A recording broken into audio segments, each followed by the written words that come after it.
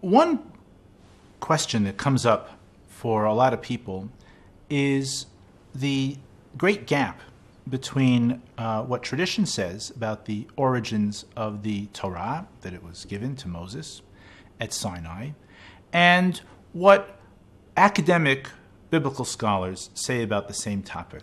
And the problem is a particularly burning one because it essentially pits us between two commitments, and we're not really ready to give up on either one. On the one hand, we want to be fervent and pious, but we don't want to have to lose our intellectual integrity in the process. If the Torah tells us that 2 plus 2 is going to be 5, or if Judaism mandates us to believe that the world is flat instead of round, this will be difficult. And this is a type of difficulty that we don't really want to have to find ourselves in.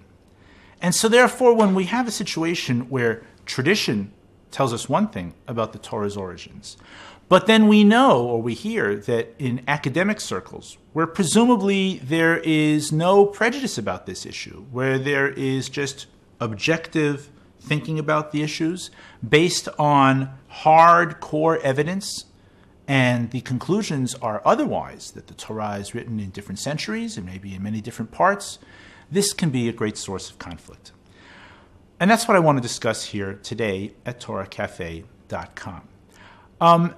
If you're at all familiar with this issue, then there's probably the name of one scholar that you've heard of, and that's Julius Wellhausen. Wellhausen was a German Bible scholar who lived in the second half of the 19th century. And when people say biblical criticism and they think of Wellhausen, what they're really thinking of is his theory of what's called the documentary hypothesis, how the Torah came to come together from 4 different individual original documents. And what I want to do today is to share with you the basic outlines of what Wellhausen's theory said.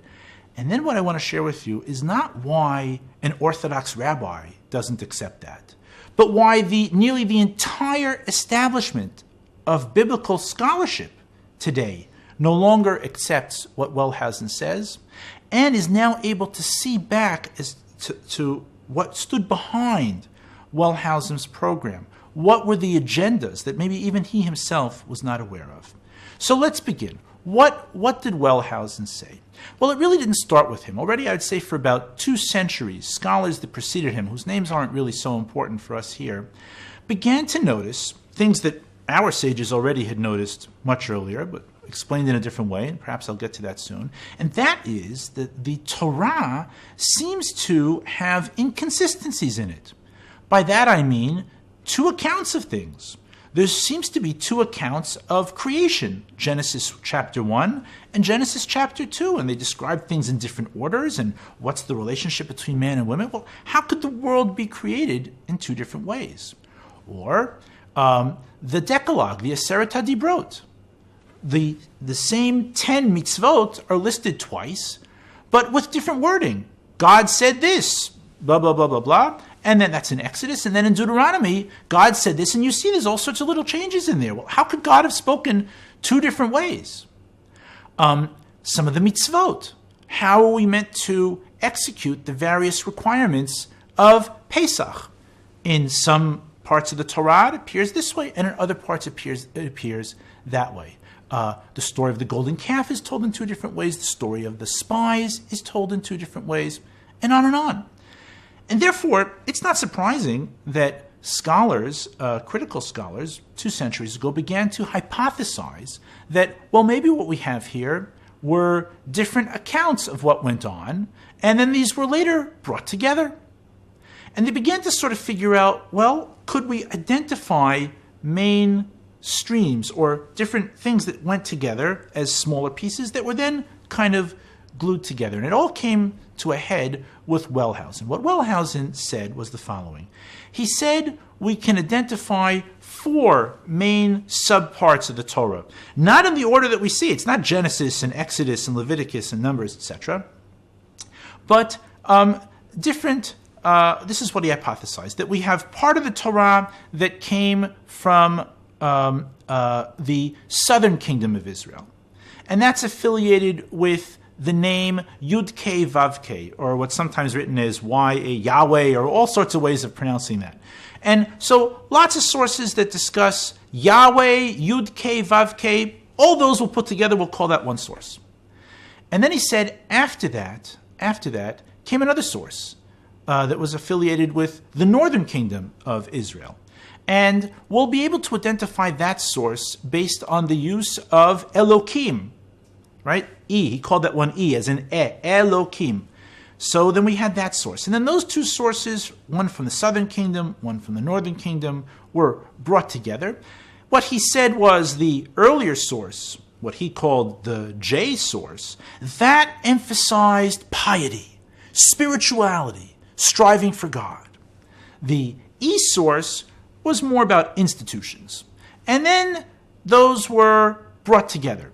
Maybe they were brought together, well, he has different theories about that. So they were brought together by what's called a redactor, what we might call an editor, someone who took the two and kind of stitched them together, sometimes by placing one account from the J source next to another account from the E source, sometimes by mixing them together versus one from the other. And so they created a kind of what they call a conflated, a mixed view of an event. Then he said after that came the D source, Deuteronomy, because the book of Deuteronomy seems to recapitulate, review some of the things that were earlier. So he said then came the D source. And then at the end, the last part was what he called P, priestly. All the things having to do with the tabernacle and with sacrifices and the priests, all of this he called the priestly source that he ascribed to the exile or post-exile when Israel returned from Babylon in the time of Ezra and thereafter. That's when he assigned, that's what he said was the P source. And then every time you had two stories, so he had ways of trying to assign, oh, this is from this original source, that's from that original source. Two versions of the Aseret HaDibrot, well, this is from here, that's from there. This won the day. It totally won the day. Everyone in the world who was not, committed because of religious beliefs, found this and who was involved in critical academic endeavors, followed what Wellhausen said, and it stood, I would say, for about 100 years. He sort of brought this whole theory together in around 1876, and it was really until the 1970s that this held sway everywhere. And then the walls began to crumble and tumble down. The main faults that people began to notice, and once I say them, you're going to say, gosh, that seems so obvious that how could this have had credibility to begin with? The faults that scholars, again, this isn't Orthodox rabbis speaking. This is if you go to the Society of Biblical Literature annual meeting, this is what you will hear people saying, is that several things. First of all, it's very, very difficult to pin down the criteria that make up each of the separate documents. Moreover, this whole idea that you would have authors that would write according to a certain philosophical outlook, but then how do they come together? Why do we have this mishmash, according to this theory? Oh, because we had editors who then brought them together. But why would editors do that? What were they trying to achieve?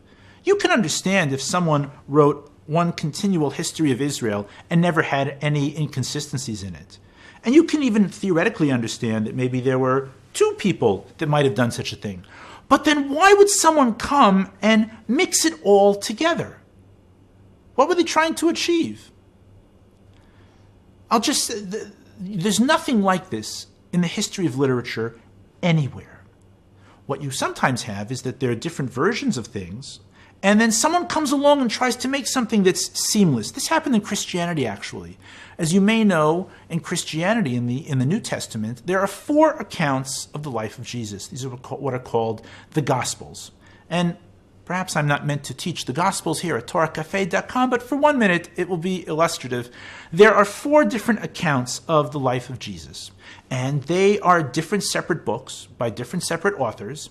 And on some issues, they line up, and on many issues they don't.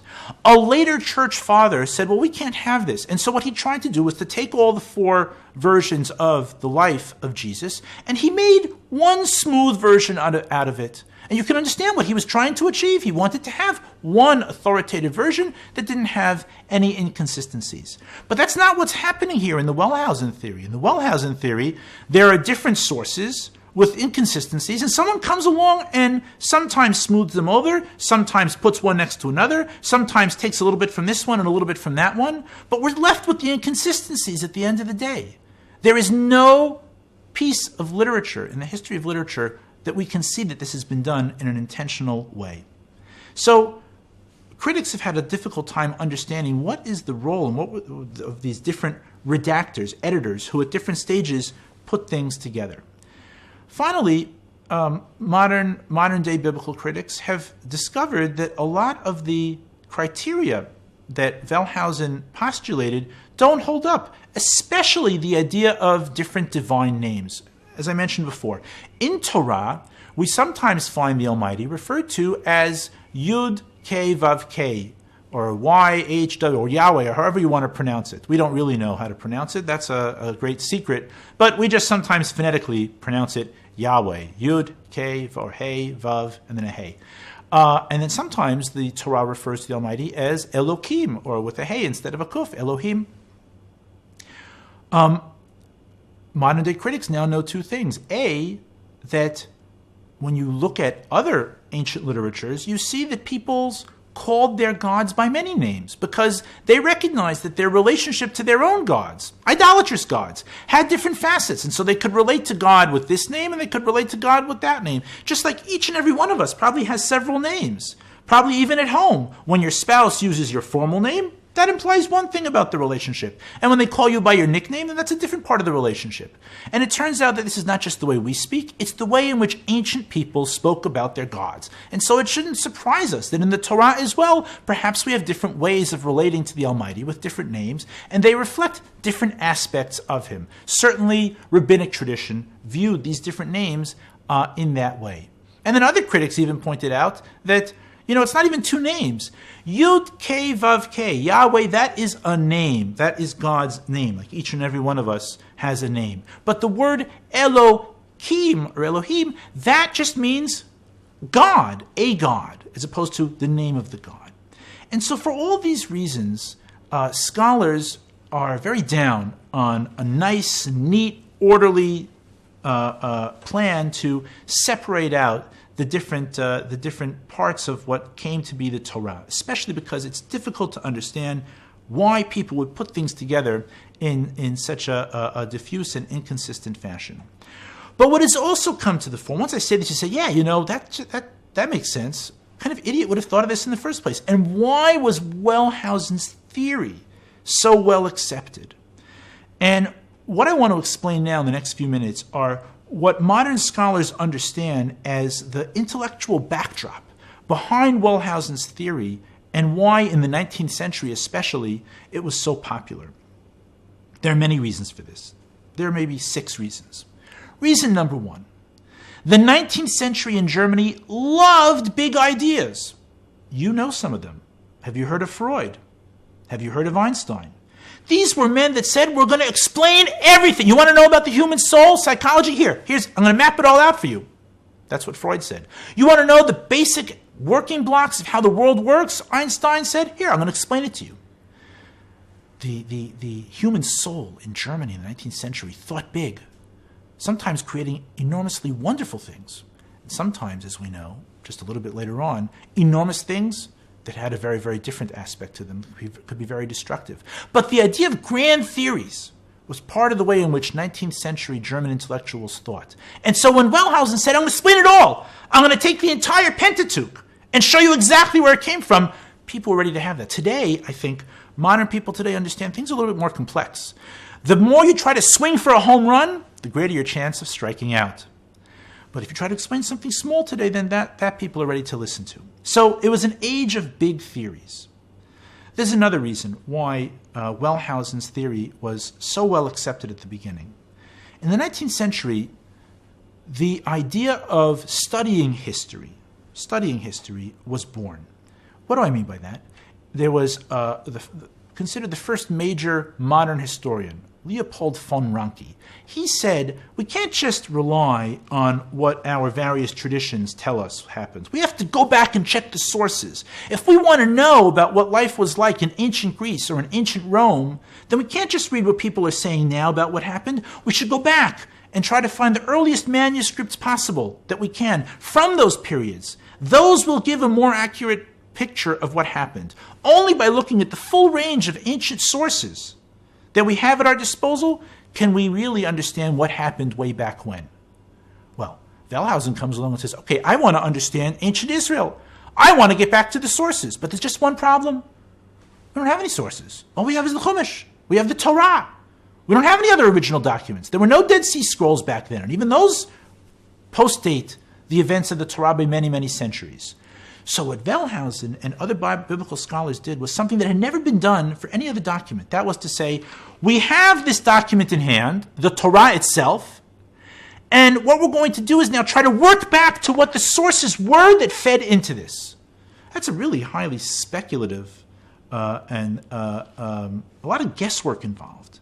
So it wasn't really doing what everyone else was doing, which was going back to real sources that they could dig up, but inventing the sources by moving backwards. But that's how you did history, by trying to figure out what the earliest sources were. I mentioned before that Wellhausen said that the earliest source, what he called the J source, that emphasized piety, people trying to come close to God. He saw the stories of the patriarchs as being in that way. He saw many of the great prophets also from that period. And as I mentioned before, the last document, according to Wellhausen, was P, the priestly document, which talks about sacrifice, temples, priests. It's not an accident that the earliest source for Wellhausen spoke about individual piety, and the latest source spoke about temple. Because 19th century Germany is an age of romanticism. Not romanticism of Valentine's Day, of men and women loving each other, but the romantic ideal said the following. It said that the life of a civilization and of a culture was the same as the life of an individual person. An individual person starts off with a very untainted, pure beginning as a child. The child is pure. The child then matures. He comes to his mature stage in life. And then at the end, if we're lucky enough to live to be old, often we begin to fall apart. We enter our decrepit stage, and then we die. So that it's not evolution of going straight up, but there's a initial pure stage, then a mature stage, and then the decrepit stage. So for Wellhausen, the pure, initial, naive, simple stage was just wanting to be close to God, spirituality. Then came things like kingship and nationhood. That was the mature part. The last part, the P document, Wellhausen said, that was the korbanot because, that's decrepit. That's like clunky. Who needs all that stuff, temples and sacrifices and ritual in order to be able to connect with God?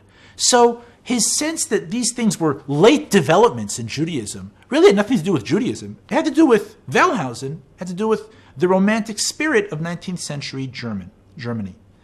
It also had to do with a particular Protestant Lutheran bias that informed Wellhausen, who was born a Lutheran, and that is, what is good in religion? Spirit, prayer, belief, devotion. All this ritual stuff that he saw in Catholicism, which has, relatively speaking, a lot of ritual, clunky, ew, who needs that? So ritual is viewed as something bad. And so therefore he viewed everything that has to do with ritual, which is most of the mitzvot, as basically unnecessary. We should just be able to connect to God in that way. Two other things that seem to have informed Wellhausen's opinion and his whole thesis. He saw, as I mentioned earlier, that the first two documents, the J document, which he saw as originating in the southern kingdom, and the E document, which he saw as originating in the northern kingdom, were then brought together. Well, gosh, that's really, really parallel to developments in his own day in Germany, because if you know anything about German history, German unification. Not what we had now in the last 20 years, but originally there were different cantons, different parts of, or subparts of the German culture that Bismarck brought together to create mighty Germany at the end of the 19th century. So Wellhausen loved that. Wow, we as a German people are becoming a big state. This is terrific. And so he looked at that as an ideal for ancient Israel as well. Well, there was a southern kingdom and a northern kingdom, and so obviously someone would try to bring them together, just like we're doing today. So it was an imposition of his own self. And finally, is it just a coincidence? Let's see, he said that there were 4 documents, and each document, I should have pointed this out earlier, was originally a full account of Israel's history from creation until Moses. And then they were all brought together. 4 accounts of Israel's history, then brought together. 4 accounts of a history. Does that sound familiar? Do we know of another religion that has 4 accounts of a certain history? Sounds an awful lot like the Gospels, 4 accounts of Jesus' life. And so it probably just made sense to him that Israel also had 4 accounts of its ancient history. So critics have had, to sum this all up, have had difficulty with really pinning down in any accurate way how to get to these different documents. The thing of the divine names went out the window a long, long time ago. It's never been really clear why, if you had individual strands that made sense, you would bring them together and not smooth them out, but maintain the inconsistencies. So that today, it's not Orthodox rabbis that reject Wellhausen. It's many, many biblical critics themselves. And what you actually find today is that there's great debate and really no consensus within biblical criticism as to exactly how to account for how all of this came to be. I'd like to end by offering one idea, because at the end of the day, we do have 2 accounts of creation. We do have 2 accounts of the Decalogue, of what the Almighty said to Israel at Sinai. And that is the following. It's an idea that we have in Kabbalah. And that is that reality rarely presents itself with just one face. What is marriage? What is parenthood? You could go on and on for a long time. There's many facets to what it is to be a spouse, what it is to be a parent. There's many facets to what it means to be a servant of the Almighty. There's many facets about what it meant for God to create man. Could one story really bring it all out? So if you're looking for history, how was the world created? Then you're going to wind up very frustrated, because it can't be that it was both this way and that way. But if we're looking for a fuller statement about what it means to be a created human being by the Almighty, then it almost makes sense that there would be different accounts, each one presenting a different side of it. What was the Sinai experience like? Different accounts of what that was about. What happened when the children of Israel made the golden calf? Different accounts of that as well. And by having these different accounts, it might make the history of knowing precisely what happened a little less clear, but that's not the purpose of the Torah. The purpose of the Torah is to instruct us how we're meant to engage the Almighty in relationship. And this is a complex and many-faceted adventure.